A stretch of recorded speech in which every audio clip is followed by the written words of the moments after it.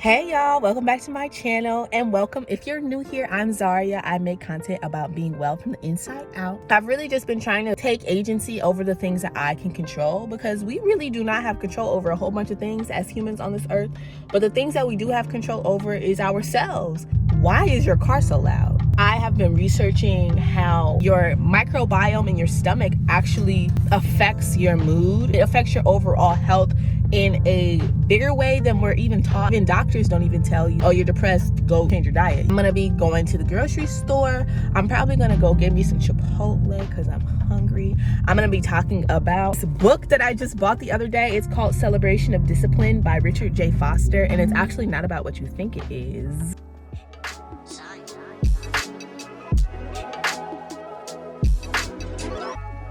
So today I was looking up this woman, is a psychiatrist. She was saying that your intestine has 39 trillion microorganisms, which is called the microbiome, and that your microbiome is full of what? Bacteria, viruses, and fungi. The more diverse your microbiome is, the better your overall health is. The only thing we have control over is ourselves, and what we eat is up to us. So I'm going to be more intentional about making food choices that are purposely to make me feel better. And bad gut bacteria is linked to depression and anxiety and other negative moods. The way that you boost your gut health is eliminate or reduce processed food, sugar, red meat, which is basically following a Mediterranean diet, which I have followed in the past. I was vegan for almost a year and a half, a couple years ago.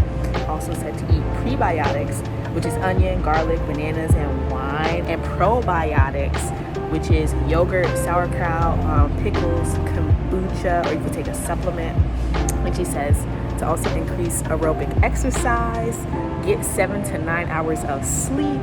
And so we're gonna be getting these foods. So every day you need to be eating vegetables, extra virgin olive oil, nuts and seeds, and she said olives, but I don't mess with olives, so I didn't put that down. Fruits, whole grains, and dairy every day, and then every week you need to make sure that you're getting, and these numbers are servings: fish, poultry, red meat, beans, eggs.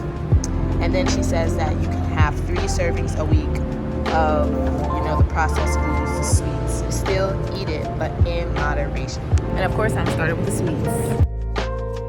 It's freaking freezer right, but whatever. Ingredients: strawberry, coconut cream, honey, banana, period.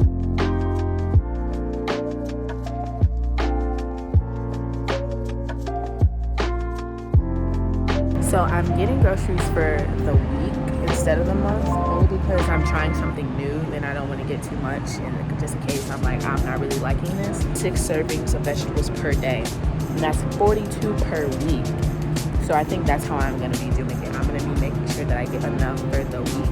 Example, fruit is 3 servings a day, which is 21 per week. And this is 9 servings, which means that I need to get 21 minus 9 more servings of fruit. So I'm on to the Greek yogurt for the probiotics, and I think I'm gonna get this Chobani Complete because it has 0 added sugar and it doesn't have lactose. I'm lactose intolerant, so this is beautiful.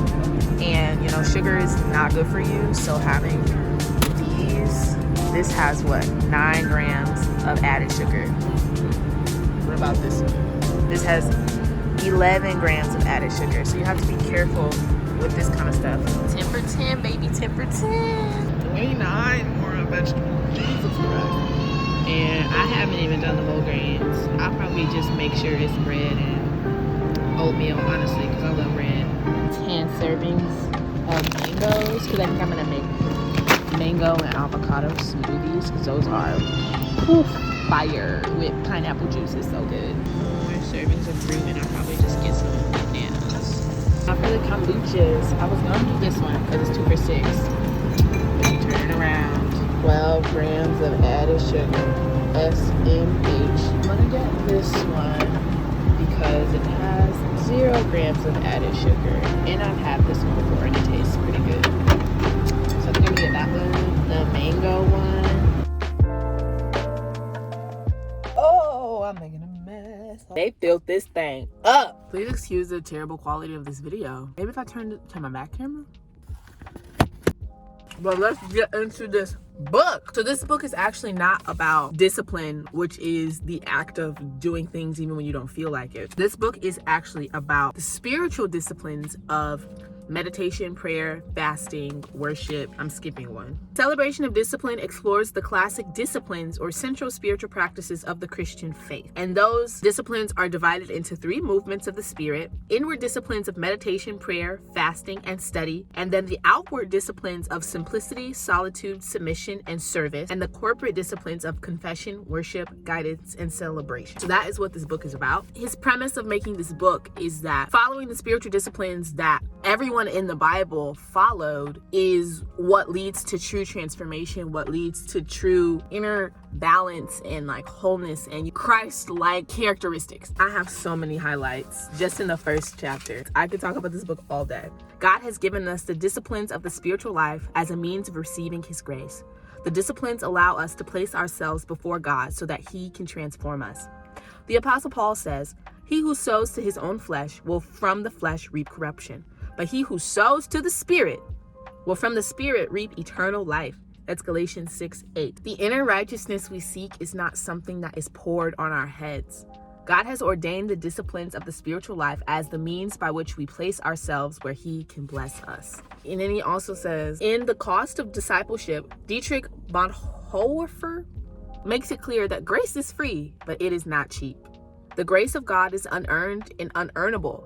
But if we ever expect to grow in grace, we must pay the price of a consciously chosen course of action, which involves both individual and group life. Spiritual growth is the purpose of the disciplines. Stuff in this book, baby.